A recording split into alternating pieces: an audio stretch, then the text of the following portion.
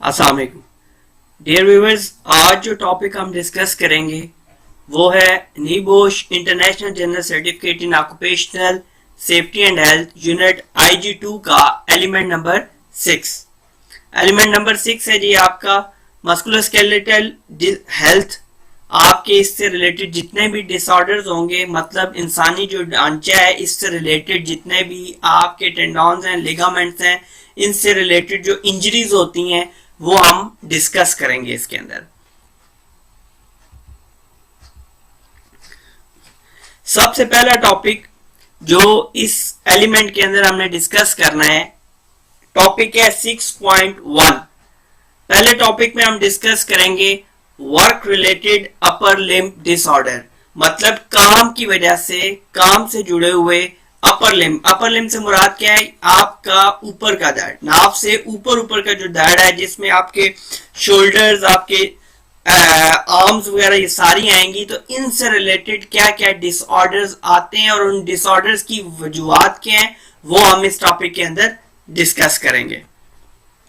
सबसे पहले musculoskeletal disorders and work related upper limb disorders, इनको हम यहाँ पे डिस्कस करेंगे।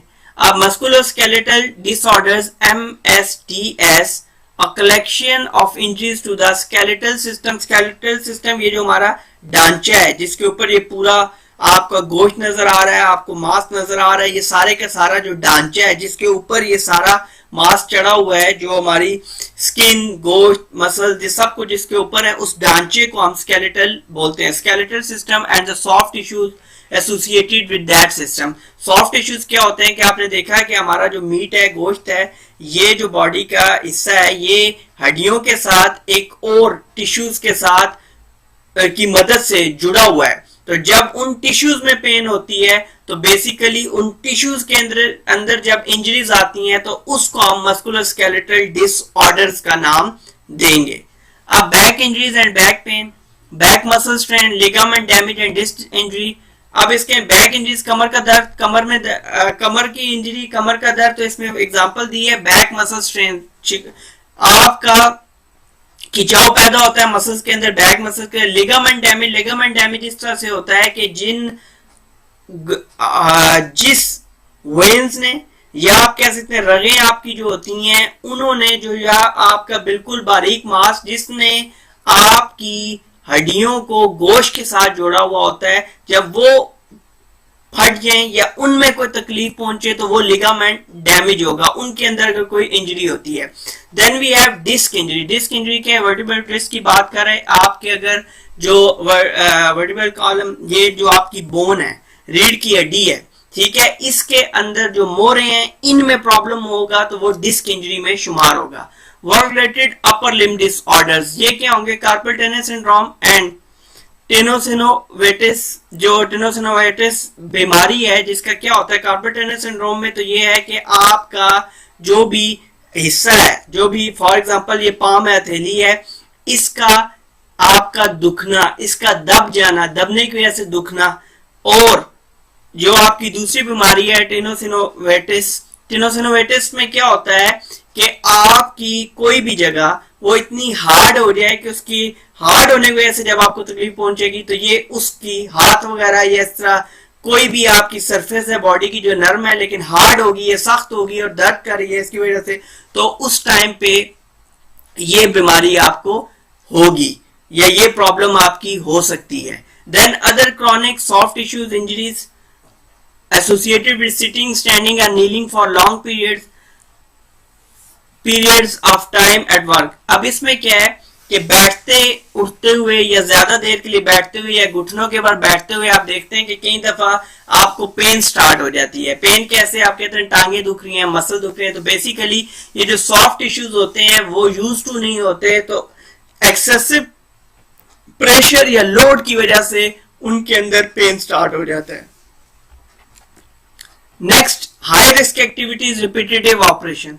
अब इसके दौरान हाई रिस्क एक्टिविटीज क्या है जिनसे मस्कुलोस्केलेटल डिसऑर्डर्स होते हैं, या रिपीटेटिव ऑपरेशन, बार बार वो कौन से काम है जिनके दोहराने के नतीजे में इस तरह से हमें इनका सामना करना पड़ता है। Repetitive activities that involve significant risk of muscular skeletal disorders. Number 1 display screen equipment, DSC use. Display screen equipment याद रखिएगा, कोई भी ऐसी इलेक्ट्रॉनिक डिस्प्ले स्क्रीन जिसका इलेक्ट्रॉनिक डिस्प्ले होगा, ठीक है, और उसको हमने ऑपरेट करना है, तो वो डिस्प्ले स्क्रीन इक्विपमेंट में आएगी। कंप्यूटर, लैपटॉप्स, उसके अलावा आपकी मुख्तलिफ जो रीडिंग के लिए मशीन्स, मेडिकली भी अल्ट्रासाउंड मशीन, कोई भी चीज जिसका इलेक्ट्रॉनिक डिस्प्ले है और उसको आपने ऑपरेट करना है, तो ऐसी सूरत में वो सारी की सारी डिस्प्ले स्क्रीन इक्विपमेंट में आएंगी। Keyboard operation, factory assembly of small components, मतलब बार बार एक एक छोटे छोटे पीसेस को जब बनाना होता है तो एक एक्टिविटी को बार बार दोहराना पड़ता है। सुपरमार्केट चेकआउट ऑपरेशन, बार बार इन आउट के लिए चेकआउट कर रहा है, या कई दफा आप देखते हैं कि स्कैनर जो है बार बार उसको लगाना पड़ता है बार कोड को रीड करवाने के लिए, ताकि वो बिल वगैरह बना ले कैशियर, तो इस पर्पज में वो बार बार एक्टिविटी परफॉर्म करनी पड़ती है। ब्रिकलेइंग, ब्रिकलेइंग बोलते हैं जी ईंटें लगाने का काम, जिसको आप चिनाई का काम बोलते हैं सिविल की फील्ड के अंदर। ये जो ईंटें लगाने का काम है इसको हम ब्रिकलेइंग बोलेंगे। अब muscular skeletal disorders risk factor क्या है जी? Task factors, equipment factors, environment factor. Task factor की बात करें तो पहली चीज आती है रिपीटेशन, कि टास्क के अंदर रिपीटेशन कितनी है, मतलब बार बार कितनी बार, एक मिनट में कितनी बार इस काम को दोहराया जाएगा। देन फोर्स क्या रिक्वायर्ड है, उसके बाद पोस्चर, किस आप जो है पोस्चर आपका वो पोजीशनिंग होगी बॉडी की, कि किस पोजीशनिंग ऑफ बॉडी में रहते हुए आपने किसी काम को परफॉर्म किया। ट्विस्टिंग, ट्विस्टिंग होता है जी कि आप फॉर एग्जांपल किसी भी चीज के लिए एम कर रहे हैं राइट डायरेक्शन में और वो सडनली लेफ्ट हो जाती है। फॉर एग्जांपल अगर आप अपना फुट जो है, पाँव जो है, वो एम कर रहे हैं सीधा रखना चाह रहे हैं, लेकिन बहुत ज्यादा तेज चलने की वजह से, दौड़ने की वजह से, या लोड ज्यादा आने की वजह से सडनली आपका पाँव लेफ्ट या राइट हो जाता है, तो ऐसी सूरत में हम इसको ट्विस्ट बोलेंगे। रेस्ट कितनी देर का आप दे रहे हैं बॉडी को इस सारे काम के दौरान। इक्विपमेंट फैक्टर में डिजाइन क्या है इक्विपमेंट का, किस तरह से डिजाइन की गई है, आया अगर जो उसको कोई भी यूज कर रहा है उसको इसके यूजेज में ज्यादा प्रॉब्लम है, कम प्रॉब्लम है, किस तरह से वो सुटेबल है। एडजस्टेबिलिटी, उसके बाद अगर डिजाइन थोड़ा सा इनसफिशिएंट बना है तो आया उसके साथ एडजस्टेबिलिटी फैक्टर कितना है, मतलब कि उसको अपनी जरूरत के मुताबिक एक यूजर, एक ऑपरेटर कैसे उसको डाल सकता है।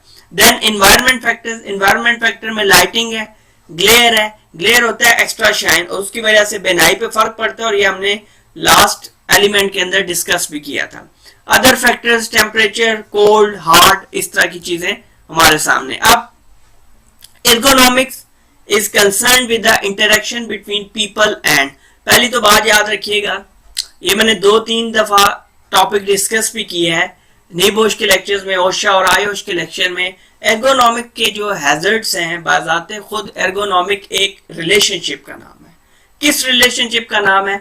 ऐसे रिलेशनशिप का नाम है जिसमें वर्क है, वर्कर है, वर्क इन्वायरमेंट है, मतलब ये तीनों चीजें मौजूद हैं किसी काम को महफूज तरीके से करने के लिए, तो ये एर्गोनॉमिक है। अगर इन्हीं कंडीशंस को हम ह्यूमन अनसेफ एक्ट्स की मदद से गलत कर देते हैं, या उनको टेम्पर कर देते हैं, या उनको सिस्टम में नहीं रहने देते, तो ऐसी सूरत में एर्गोनॉमिक हैजर्ड्स पैदा होंगे। एर्गोनॉमिक खुद क्या है यहाँ पे देख लेते हैं। Ergonomics is concern with the interaction between people and, people से मुराद वर्कर, ज्यादातर हम यहाँ पे वर्कर ही मुराद लेंगे पीपल में। द टूल्स, इक्विपमेंट और machinery that they are using, the work place environment, काम करने की जगह कैसे है, एंड ऑर्गेनाइजेशनल फैक्टर, और ऑर्गेनाइजेशनल फैक्टर क्या है। तो मतलब ये कि जो आपका वर्कर का वर्क से, वर्क प्लेस से, इक्विपमेंट से, एनवायरनमेंट से जो रिलेशनशिप है, अगर ये रिलेशनशिप अच्छा है तो एर्गोनॉमिक्स है, और अगर इसमें प्रॉब्लम आ रही है आपको तो एर्गोनॉमिक हैजर्ड्स फिर हम इसको कहेंगे। किसी भी टॉपिक में, किसी भी चीज में आपको क्लियरेंस ना हो रही हो, किसी भी चीज में आपको इशू हो, तो तरीका वही है, आप मुझे व्हाट्सएप कर सकते हैं, आप मुझे ईमेल कर सकते हैं, ताकि अगर किसी भी पॉइंट में कोई समझाने में कमी रह गई हो, या आपके समझने में कमी रह गई हो, या अंडरस्टैंडिंग नहीं डेवलप हो रही, आप मुझे लाजमी बताएं ताकि मैं उसको दोबारा से आपके लिए एक्सप्लेन कर सकूं जी। Next typical example display screen equipment की आप देख रहे हैं आपके सामने, आप जो देख रहे हैं आपके सामने क्या, बल्कि ये हमारे साथ डेली लाइफ की बात है। हम लैपटॉप यूज करते हैं, हम इसके अलावा कंप्यूटर्स यूज करते हैं। तो रिस्क क्या है? WRULDS, अपर लिम्ब डिसऑर्डर्स कैसे, बार बार रिपीटेटिव एक्शन है, कीबोर्ड्स हम यूज करेंगे।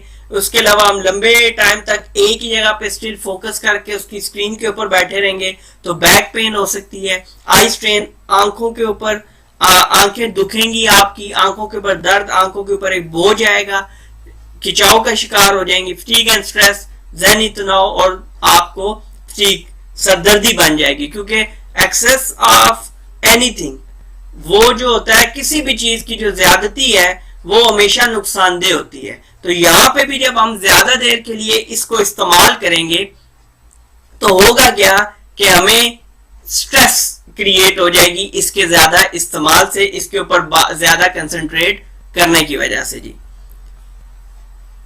आगे जी, what aspects of a DSE workstation would you need to consider to carry out a risk assessment, कि अब आपने रिस्क असेसमेंट परफॉर्म करनी है किस चीज की? डीएसई वॉच स्टेशन की, क्योंकि उसके कंट्रोल मेजर्स देने हैं। तो उसमें आप किन चीजों को कंसीडर करेंगे रिस्क असेसमेंट को कैरी आउट करने के लिए? तो द कंट्रोल मेजर से पहले वॉच स्टेशन असेसमेंट हम करेंगे, ठीक है जी। वॉच स्टेशन असेसमेंट हमने की कंट्रोल मेजर के तौर पे। अच्छा, इसमें थोड़ा सा डिस्कस करूं, ये ग्रुप एक्सरसाइज है, ये आप परफॉर्म करते हैं, वेदर एंड गुड है कि इसकी पोजीशन क्या होनी चाहिए, इसकी फुट रेस्ट पोजीशन कैसी होनी चाहिए, इसके लिए प्रॉपर फुट रेस्ट हो, बैक सपोर्ट हो, ये चीजें, ये मैंने आप क्लियरली सुन लीजिए कि ये जो पॉइंट है कि what aspects of a DSE watch station would you need to consider to carry out our risk assessment, ये आपने करके एक्सरसाइज मुझे भिजवानी है। और इसमें 10 पॉइंट हैं, अगर आप नॉर्मली ढूंढेंगे तो आपको मिल जाएंगे, लेकिन ये आपने बना के मुझे लाजमन भेजनी है। अब कंट्रोल में ये वर्क स्टेशन असेसमेंट हम करेंगे। अब ये डिस्प्ले स्क्रीन इक्विपमेंट के जो हैजर्ड्स हमारे साथ आए वो क्या थे, रिस्क आए वो क्या थे? WRULDS था, बैक पेन्स थी, आई स्ट्रेन थी, फटीग एंड स्ट्रेस थी। अब ये कि आप कंट्रोल मेजर्स कैसे डेवलप होंगे या क्या क्या कंट्रोल मेजर हम इसके लिए यूज कर सकते हैं। वॉच स्टेशन असेसमेंट होगी पहले।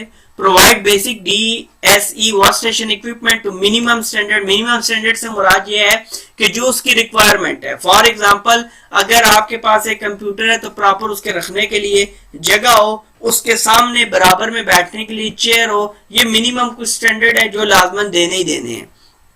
प्लान द वर्क रूटीन, कि कितनी देर कितने घंटे ये इस काम के इस DSE के सामने बैठेगा इंडिविजुअल या वर्कर, और क्या उसकी रूटीन होगी, उसकी ब्रेक्स कब कब और कितनी देर की होंगी। Provide free eyesight test and spectacles if required. Eyesight test किए जाए कि उसकी कहीं नजर तो नहीं कमजोर हो रही। उसके अलावा स्पेक्टेकल्स आप यूज करेंगे, स्पेक्टेकल्स बोलते हैं बेसिकली ग्लासेस को if required. Provide information and training on, और उसके बाद ऑलरेडी आपको पता है कि इन्फॉर्म करना वर्कर को बहुत ज्यादा लाजमी है, इंफॉर्मेशन देना बहुत ज्यादा लाजमी है। तो इसमें आप provide information training on risk क्या है इससे रिलेटेड, इसके प्रिवेंटिव मेजर क्या है, और ergonomic use of the work station, मतलब एक प्रॉपर यूज आपका वर्क स्टेशन का कैसे होगा। कंट्रोल मेजर में additional points, desk layout proper होना चाहिए, डॉक्यूमेंट होल्डर वहां पे प्रोवाइडेड हो ताकि लटक के या पेज उड़ के नीचे ना जा रहे हो, या उसको लटक के और हैंग हो के चीजों को उठाना ना पड़े। वर्क प्लेस लाइटिंग प्रॉपर होनी चाहिए, सफिशिएंट लाइटिंग होनी चाहिए। जरूरत से ज्यादा ग्लेयर भी नुकसानदेह है और जरूरत से कम रोशनी भी पुअर में। तो याद रखिएगा, पुअर लाइटिंग से मुराद सिर्फ और सिर्फ कम रोशनी नहीं, जरूरत से ज्यादा रोशनी भी आपकी पुअर लाइटिंग में कंसिडर होगी। टेलीफोन हेडसेट उसके इतने करीब हो के कॉल आने पे सुनने पे उसको आसानी हो। स्पेसिफिक मेजर्स फॉर लैपटॉप, अब लैपटॉप्स के लिए क्या है? शॉर्ट ड्यूरेशन वर्क ओनली, लंबे चौड़े काम नहीं करेंगे। ये नहीं कि आप 4, 5, 7, 10 घंटे तक आप टांगों पे रख के लैपटॉप, और उल्टा आपको जो है अपना लेग्स के ऊपर पेन शुरू हो जाए या इस तरह की कोई इंजरी हो जाए, तो इसलिए आपने शॉर्ट ड्यूरेशन के लिए लैपटॉप यूज करना है। डॉकिंग स्टेशन, डॉकिंग स्टेशन ये होता है कि आप उठा के इसको गोद में ना रख लें, बल्कि पूरा बाकायदा इसके लिए स्टैंड मिलते हैं। आप वो कंफर्टेबल लेवल पे वो स्टैंड रखें जिसके ऊपर आपका लैपटॉप पड़ा हुआ हो, ताकि आप आसानी से काम करें। ब्रेक दें, कंसिस्टेंटली ना बैठे रहें, उसके साथ ना चिपके रहें, और आई टेस्ट आप लाजमी करवाएं क्योंकि ज्यादा रोशनी को ऐसे हर वक्त कंसिस्टेंटली इसके ऊपर देखने की वजह से मे भी पॉसिबिलिटी है कि आपकी आई साइट वीक हो जाए। डीएससी कंट्रोल मेजर्स वही जो आपको हमने इससे पहले डिस्कस की हैं। तो क्या है, work station assessment, provide basic DSC work station equipment to minimum standards, plan the work routine, provide free eyesight test and spectacles if required, provide information and training on risks क्या है, preventive measure, ergonomic use of the workstation। अब ये आ गई exercise, और exercise से पहले मैंने आपको पहले बता दिया कि एक चीज आपने बतानी है कि रिस्क असेसमेंट कैरी आउट करने के लिए किसकी, डिस्प्ले स्क्रीन इक्विपमेंट की, हमने क्या फैक्टर्स क्या एस्पेक्ट्स जो है वो कंसीडर करने हैं, वो कम से कम 10 आप लिख के मुझे भिजवाएंगे। भिजवाने का तरीका क्या, व्हाट्सएप करें मुझे या मुझे ईमेल करें ताकि मैं उसके ऊपर आपको सजेशन दे सकूं, उसके ऊपर आपको कमेंट्स दे सकूं। अब जी ये 3 क्वेश्चंस हैं, ये आपकी एक्सरसाइज है। एज यूजुअल जिस तरह आप लोग रेगुलर जो लोग चल रहे हैं वो बाकायदगी से मुझे भेज रहे भी हैं और इसके ऊपर कमेंट्स और रिकमेंडेशन भी ले रहे हैं। तो इस टॉपिक की जो एक्सरसाइज है वो देख लीजिए। क्वेश्चन नंबर 1 है इसके अंदर, what factors increase the risk of musculoskeletal injuries? Number 2, what health effects can arise due to the use of DSE display screen equipment? What control measures should be implemented to reduce the risk of DSE injury and be not the content of a DSE assessment? ठीक हो गया जी। ये आप 3 questions हैं, मैंने इसलिए पढ़ लिए ताकि अगर आप इस स्लाइड पे रुकते हैं तो आपको इजी हो। इस मस्कुलोस्केलेटल हेल्थ के टॉपिक तक इतना ही। बहुत जल्द इसके टॉपिक 6.2 के साथ आपकी खिदमत में हाजिर होंगे। तब तक के लिए अल्लाह हाफिज।